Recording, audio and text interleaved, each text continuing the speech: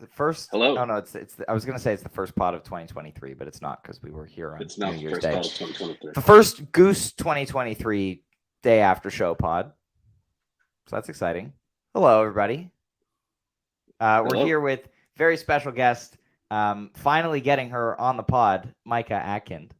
Hello. Hi, Micah. Thank you for being here today. We're very excited. Unfortunately, your parents couldn't make it, so you're the next best thing. Yeah, they're ziplining because they're significantly more fun than I am. They are fun. Can't dispute that. But yeah, it was a fun show in Mexico last night. Unfortunately, we were webcasting and not on the beach, but it looked like fun. You guys have a good time webcasting? I enjoyed the webcast. How about you, Micah? What did you think of it? I thoroughly enjoyed the webcast because I was on my couch and then I could go to bed when I wanted. That's the Micah Atkins specialty, going to bed when you want. Well, obviously, unfortunately, we can't talk about getting into the venue and whatnot because we don't have a firsthand account, but we can talk about the music. We can talk about Goose 2023, starting off with one of the best songs of 2022. Nice pairing of Hunger Sight, Western Sun to open. Micah, what did you think of this opener? Thought it was beautiful. I'm gonna be honest, I was much more focused on my ice cream than I was on the show quality, but it was lovely. I love a Hunger Sight. It's good, and solid jam on this one too. It was. This one did have a pretty nice jam, and when we were listening to it, I think we were all a little bit excited because we thought it was going to go some crazy places, but it did have like a hard stop. Which was unfortunate, but man, Hunger Sight opener is awesome, and it might be my new favorite opener other than Switch It, but I'm calling more Hunger Sight openers from here on out because that was killer. It was really good. Yeah, we had a bunch of them last year. Another good one would be Hunger Sight Inside Out from Rally. Red Rocks open with Hunger Sight as well. So yeah, definitely a great way to set the tone for a really strong show for sure. And then we get Cali Magic, which, beach vibe. Totally missed that in my fantasy picks yesterday that there's a lyric in that song that mentions beach. So it was obvious. I went for the Creatures pick instead, which ended up not paying off there. But Cali Magic, Rockdale, Silver Rising, Pancakes. Solid stuff here. Rockdale had a little bit of an atypical jam, I think. The unfortunate thing that was noticed last night was so they obviously didn't schlep all of their gear to Mexico for one night, and they backlined everything. So if people were confused why Peter's keyboards looked a little bit different, or some of the amps or drums, what have you, I did find out though that the gong that Jeff had last night is his gong. He brought his gong to Mexico. He did not backline the gong. So thank God for that. Yes, very important. Neil's repping. But yeah, Peter. So wait. I have a question Yes. here. Did you ask the obvious follow-up question when you were talking about this, which is, how the hell did you get a gong to Mexico? Like, this is like a carry-on. You just put it in the overhead bin or something? I was like, wow, oversized baggage. Like, I guess you put some stuff under the plane. Like, I assume they travel with their pedals and their guitars. Can you carry on a gong, Neil? I'm not the guy to ask that question because clearly like someone found a way. The proportions don't fit in an overhead bin. Yeah, I like maybe his mini gong would probably be fine, but the full size one, I think that's like a checked bag. I wonder if he has like a special travel case for the gong, probably, but like an airplane safe gong case. I mean, because this is actually like a pretty funny thing to dive into, because how many people on Earth travel with a gong? I can't imagine there are any people. Like, if something accidentally hits it when it's in cargo, and like that's gotta freak some people out. If you just like. Well, I mean, if it was like suspended from somewhere so the sound could ring, but I feel like if it's lying down and you hit it, it'll just be like a dull thump. This is amazing. It's nice to imagine though. Yeah, no, it's nice to imagine. Oh, we've got Gong Gang representative. Oh, Austin's here. Austin in the chat. It is an important question. We do know, Austin, if you have any intel on traveling with a gong or tips for any fellow gang members who are interested in traveling with a gong, let us know. Yeah, we definitely need to dive into this. And nice to have Austin Gamby, CEO of Gong Gang LLC, here with us. So that's exciting. That's good. It is. So anyway, back to my original point before we went on our gong tangent. They backlined all their gear, which means Peter had a different clav. Unfortunately, not every clav has the same incredible tone that his does. He was still running a similar combination with an amp, I believe. So some of it was there, but it was missing a little bit of his bite, which was especially notable to me on Rockdale. But Rockdale was still great. Interesting jam for sure. And then, great peak. I think at this point they're playing some hits. They're easing in the playing in the sand crowd. This is another big gig for them where a large portion of the crowd isn't there to see Goose. But unlike a festival, where they could go see other bands, you're at the resort, right? So you're either going to sit in your room and not go to a show that night, or you're going to go see Goose, whether you're skeptical or not. And I feel like it's hard not to in that situation. Like, are you going to sit in your hotel room, or are you going to go see the show that you're, paying a lot of money to go see? Even I wouldn't just sit in my hotel room. That says a lot. Wow. That does say a lot. Micah is harder to get out of her hotel room than a lot of old deadheads. The funny thing is, had I gone to Mexico, it would have been hard to get me to the Dead and Company sets. But I don't know. That's unnecessary trash talk. That's neither here nor there. Yeah. But then we get Silver Rising. Obviously, looking back again, another obvious pick. Looking at that. Great song, Under the Moon. I don't know what kind of state the moon is in right now, whether it was visible or not last night. But great song. It was good. Just very, very festival set feeling, but in a good way. Yeah, I had a feeling this was coming. This kind of a set where they're just going to kind of reel off all of the hits. I kind of was expecting like a little bit more jamming in the show, and I think that's like the one kind of thing I'm thinking about when I am looking back at this show is like, and I wish they jammed a couple things out, because it felt like the energy was there, but they just didn't do it. I think Hunger Sight sounded like it was going to go far, and it sounded like it was going to be really good. Rockdale also sounded like it was going to be really good. That was killer. That Rockdale, just short. I don't know what like timings are and stuff, because I haven't gone back and listened to it on Nugs, but that's what I was thinking about last night. And then, Silver Rising, should have seen that one coming. I mean, they're gonna do the hits for that crowd, and they certainly did. Bangers only. Rockdale and then could have gone on longer. I would not have been mad. Ooh, okay. I always forget whether you really like long jams or not. It depends. That's fair. And then we get Pancakes. Awesome. And then last song before the big sit-in, we get Pancakes, which always fantastic. We're getting into this kind of formula for like a shorter Pancakes jam, this like very aggressive piano jam from Peter. But this was great. Again, nice and short, nice and concise, and they hit a great peak and great transition back into the end of the song, but short. That's the theme of the night, right? Yeah. It's short. And if we're talking about this show, we're talking mostly about the second set, and then the thing we're going to talk about next. The thing we're going to talk about next. What a year ago, tell us, like, okay, a year from now, Goose will have played an entire tour with Trey, and also, Bobby's going to sit in. Wouldn't believe it. I mean, I figured they were a couple of years away from it, maybe, or that it's just crazy to think about. But playing with Bobby last night, they were all clearly so excited and happy to be sharing the stage with him. Really, really cool. I'm hoping, we see some more collaborations over the next 2 nights with Dead & Co., which would be really cool. At drums, at the very least, maybe. And I'm not saying that like because I already asked I you know the other day, nothing. and you I said literally you know nothing. Yeah. Micah finds out at the same time we do. Yeah.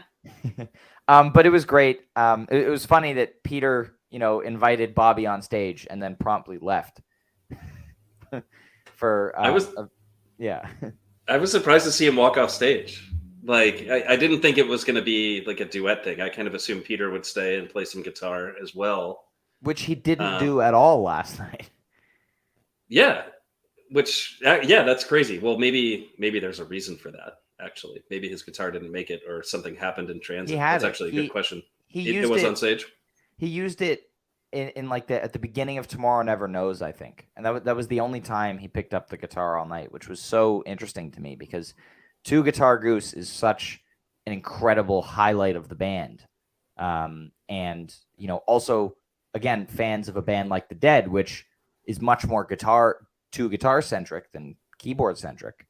But it's an interesting choice for him. But Peggy O was really nice. Rick and Bobby trading vocals and nice solo. Really nice. Really enjoyed that. Yeah, this sit-in is actually really interesting to think about because Goose does play Grateful Dead songs, and they have always played Grateful Dead songs. And yeah, I mean, you have to assume they were really stoked about this one. I don't know how many more opportunities there are for these guys or anyone for that matter, to sit in with Bobby or anybody from the Grateful Dead. So this one is pretty cool. And I'm stoked about the song that they chose too, because Peggy O is just amazing. And Rick does such an amazing job with that song always. Mm-hmm. I mean, first one since February. First Peggy O since February? Yeah. Really? Has it been that long? He's done it with Arabelo, but the last time they played it was Louisville. Wow. There you go. You got the facts. But yeah, man, you know how I feel about Rick singing Jerry songs. It's just so good and killer. And I'm glad that they chose to do that one. Yeah, I need to go back and listen to that because I didn't pick that up on the stream, but it seemed like the crowd was I do remember the crowd being incredibly loud when Bobby came out. Yeah, that seemed to wake everybody up and get everybody into the thing. Mm-hmm. What did you think of the Peggy O, Micah? It's just like, I don't know. It's very cool. I was actually talking with Amy, Rick's sister, yesterday, and like the whole thing is still bizarre to both of us. It was lovely. I loved it. Do you have a Goose siblings group chat? We do not. There is a Goose Moms group chat, though. Yes. I know of that existence. It's called Mother Goose. That's amazing. I did not know that existed. It's incredible. Very cute. They got drinks before Goosemas all together. It's very nice. Has Brian been pulled into the Rich and June group chat yet? Does this exist yet? He is not. I know the adoption is coming. Well, I've been told when messaging with Rich, if certain terms of endearment are used, it's actually June. I was informed that Rich doesn't use specific words. I can't remember exactly what it was off the top of my head, but we love Rich and June. We love Rich and June. We do. Always Almost There loves Rich and June. Anyway, next song. The rest of the band comes back out. They do Tomorrow Never Knows. I wasn't sure how I was going to feel about this cover. I kind of forgot that the Dead even played it. But this was actually cool. Thinking back on the jam, it was a cool vibe. I'm not the biggest fan of Bobby's guitar tone in the world, but it was cool. They, obviously they seem to really be enjoying themselves. And the one thing that the slower tempo that Bobby puts them into does is creates a lot of space, right? There's a lot of room to do a lot of different textures and things that, when you're going ahead really fast, you don't always have. So I think it's also a cool experience for Goose to, kind of be slowed down at that tempo and play something like this. This is the one they do with everybody, I guess, right? So like every big sit-in, like I don't know who's coming next, like what the next big sit-in is, but they're going to play Tomorrow Never Knows. They're going to play Tomorrow Never Knows. Like that's the one that they do. When they get Justin Vernon on stage, finally, they're going to be doing Tomorrow Never Knows. or maybe like, I don't know, Jim James or something. Let's hope both of those things happen in 2023. How about that? Manifest. Yeah, let's do it. But yeah, this one was rough. I'm going to be honest. It sounded pretty rough. This was not rehearsed with Bobby. So there was like Goose doing the song just how they know how to do it, and then there was just Bobby, like, and like who knows what he was hearing, what he was doing. But well, they did it differently than they usually do it. You know, like coming out of Yeti when they'll do that, they don't do it at this slow of a tempo, right? So they did change the arrangement a little bit. Yeah, I guess my point is that I think it just, there was Goose playing and then there was Bobby playing, and it definitely felt two very distinct things. But you know, I mean, it was good, it was cool, but it wasn't. It was so sweet. I loved it. That's good. That's great. And then hard to handle to close the set. This was a really interesting choice. You know, instead of doing another Dead tune or a Goose tune, they did another cover, which I am all for Goose playing this song more, because after hearing Rick do it with Phil and Friends in October, I was like sold on Rick singing this song. Like he kills it. This was not as good as that Phil and Friends version. I don't think it was still fun. You know, again, they're very clearly having the time of their lives up there playing, you know, with Bobby, which is incredible. Absolutely incredible.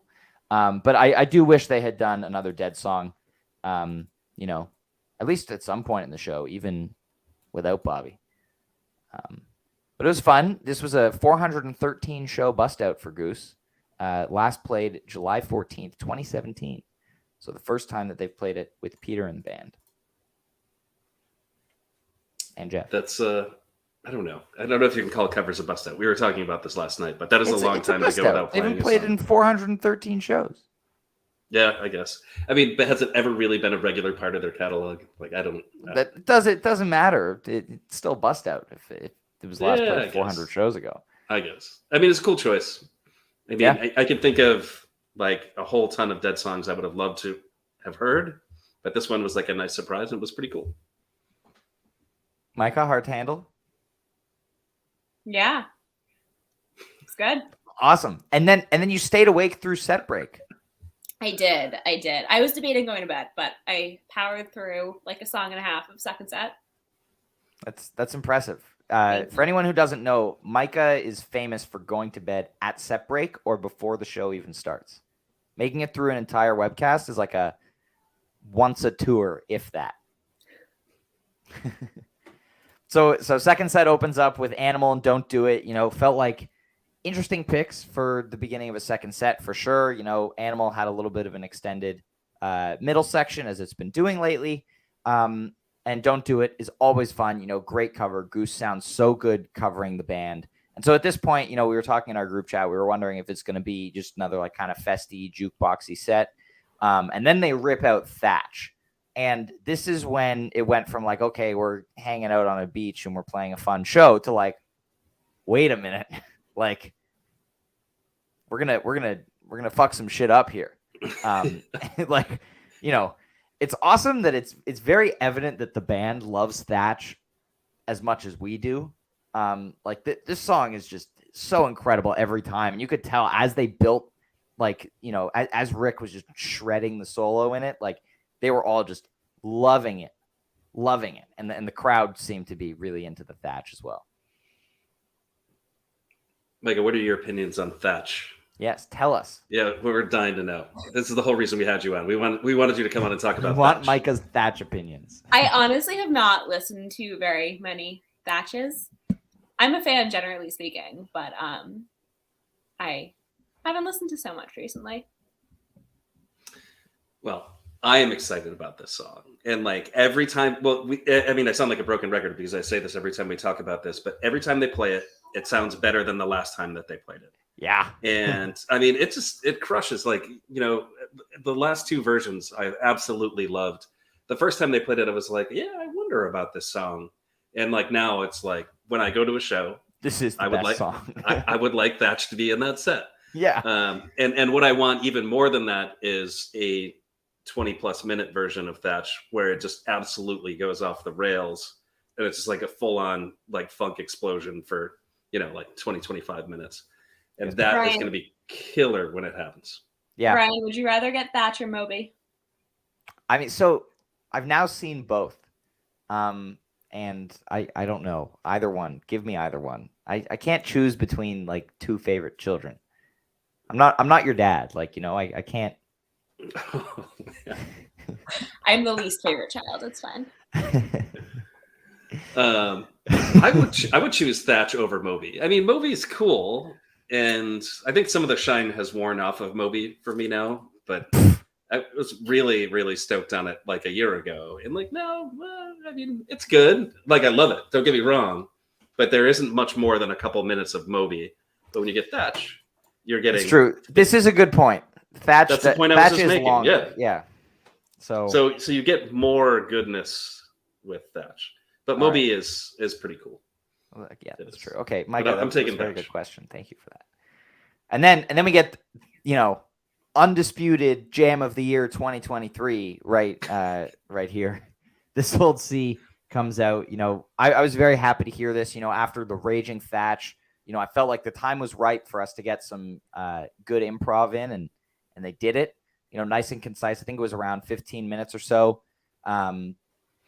But this jam was great. Picked up a head of steam really quickly, and then got into they were jamming on Hollywood Nights for a couple of minutes towards the end, which was pretty fun. Micah, they did that. Can you believe it? Can't believe it. Amazing. Crazy. It is crazy how they found Hollywood Nights in that jam. Like, it didn't sound to me like they went out of their way to go and do that. And it wasn't on the set list. Like, you know. They just arrived at it. And it I mean, that was killer. It sounded awesome. I'm excited to go back and listen to that. I haven't listened to any of the second set yet. I actually revisited a little bit of the first set this morning, but hopefully we get some boards soon, because the sound. I hope so too. I'm itching to start I'm itching to start my 2023 playlist. You know, as soon as these boards drop, it's being created with C. Yeah, it's your playlist of one song. There you go. Your Jam of the Year playlist. You know what? That's where it started. I think I had 2 songs on it after the first show of 2022. So get it done early. I encourage everybody to start your playlist now if you want to help seed next year's bracket. But yeah, I mean, we'll get to the bracket talk once we make it through the rest of the show. This Old Sea lands nicely in Moby, as we just discussed.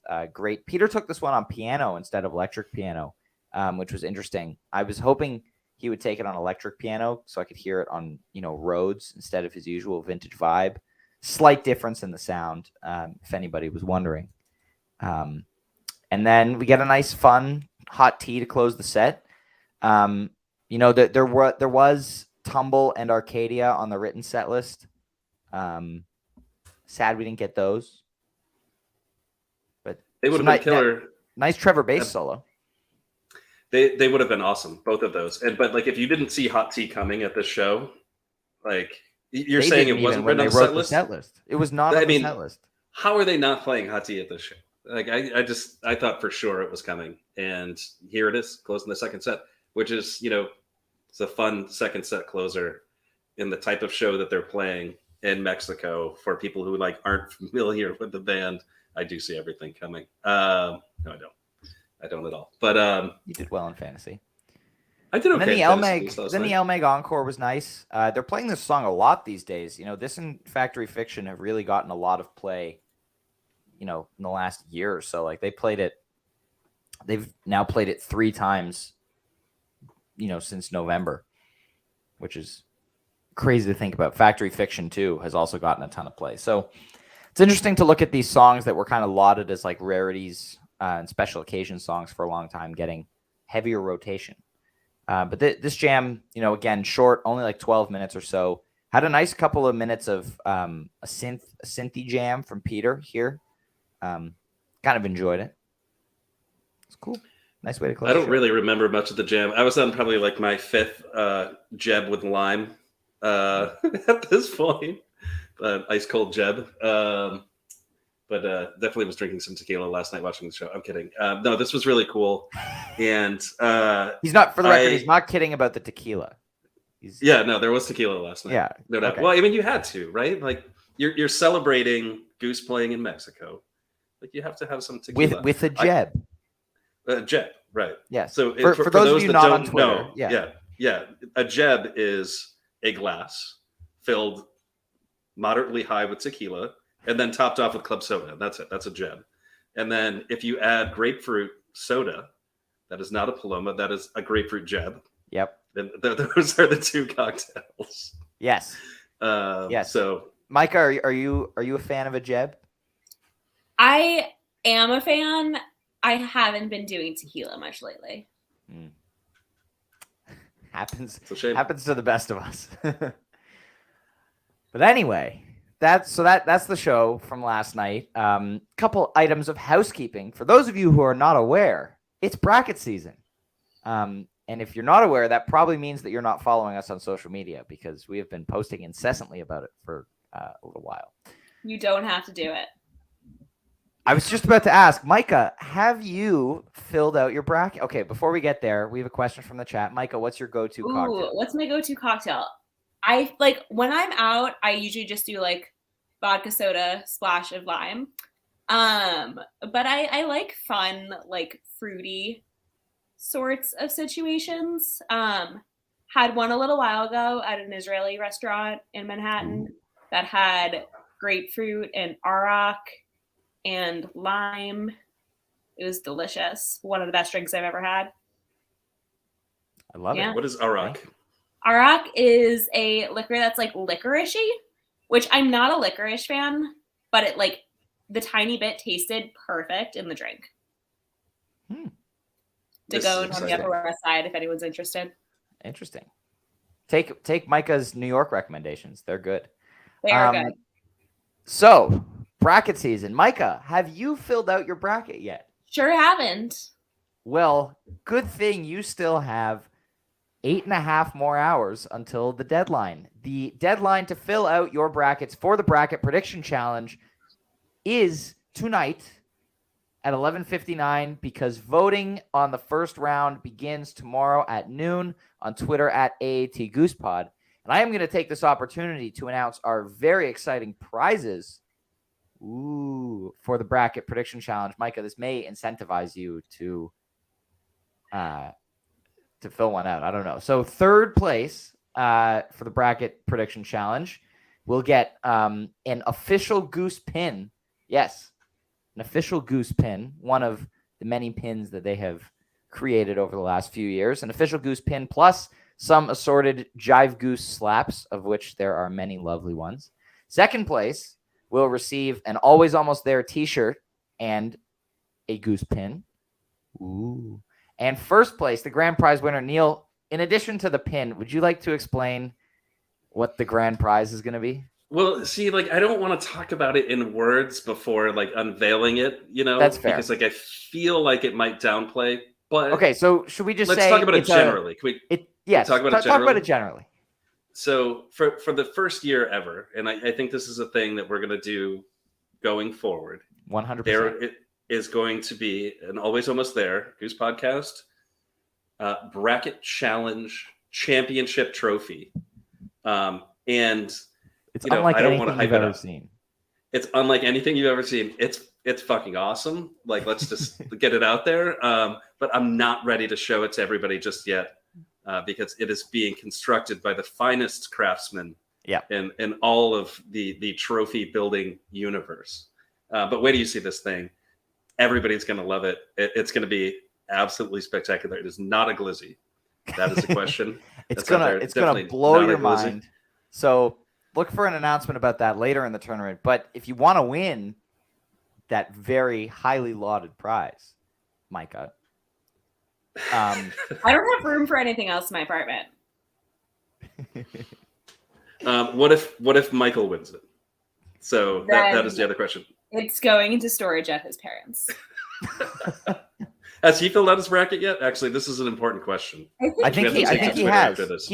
Michael's very diligent about things. At least one of you. I haven't filled mine out yet. I am not very diligent. But you have until 11:59 tonight. You got plenty of time. Get in the running for a very special. He's diligent trophy. about his bracket. I'm diligent about cleaning the apartment. So there we go. Everyone has their strengths. His happened to be more useful. Oh, man. But yes, so voting begins tomorrow. We are very, very excited. We're very, very excited about this bracket. You know, we've been working hard. You guys have been working hard filling out your brackets. A lot of very tough matchups. And we're excited to see how it all plays out over the next couple of months. If anyone wasn't aware, it will be ending just in time for the cap run in March. So this should tide you over 2 jams a day for the next little while. It's gonna be 4 fun. 4 jams a day. 4 jams a day for the first round. Yes, that's true. We will be doing 2 matchups. First 16 days. Yes, the first 16 You're gonna days. get and we will 4 jams. We look for a couple of lives, always almost there lives happening in between now and the end of the bracket. We'll be doing some mid-bracket commentary talking about the results. Ooh. We get excited. Micah, thank you so much for being on today. Thanks for having me, guys. Finally. Yes. Can't wait to have you back. Finally did it. We finally did it. We've been talking about this for so long. I don't think we talked about this on the pod, but we were talking about it beforehand. This is something we've talked about for a really long time. And in fact, we've been talking about it so much that we were like, when we have Mike on, it's got to be a really special episode. Like we were talking about, like, let's just do shots of tequila for the whole episode. Yeah. But like, thankfully, to make this episode special, Goose went out of their way to find a special guest like Bob Weir to be on. And like, here we are. So we have this like really special episode with Micah. We finally did it. We're going to do it again, hopefully. Yes. Schedule. Well, we are going to do it again soon. We are going to do it again. For anyone who really likes to know news well in advance about special guests for our spring tour day after show, Micah and Michael will be making an appearance for one of the nights of Philly, TBD. So yeah, hey, well, now that we have, this is going to be one of our last podcasts for a while. We should talk about this. But yes, we should. If you are going to these shows, any show, and you want to be on. Yeah. Always almost there to talk about the show. Just reach out. Yeah. And we'll have you on. DM. Yeah. 100%. We want anybody and everybody. Let us know if you're going to a show, if you want to be on. It's the day after at 3:00 Eastern. We talk for a little while. It's fun. Micah, is it fun? Can you endorse the fact that it's fun? It's a great time. It's a great time. No, I'm having fun. I am. Micah's very fun. You know, and we look forward to having Rich and June on the podcast at some point. You guys they're going to be way better than I am. Got to work on that. Well, we'll get there. Maybe after Boston. That's just like dream guests right there. Rich and June. That's like up there. You know, there's like a few that I'd be really excited about. They're probably the most excited. I would. Yeah. We'll just get the whole family. Yes, please. Fine. Twist my arm. All right. Atkin Family, Always Almost There podcast coming soon. Thank you, everybody, for tuning in today. See you in a few weeks. Enjoy the bracket.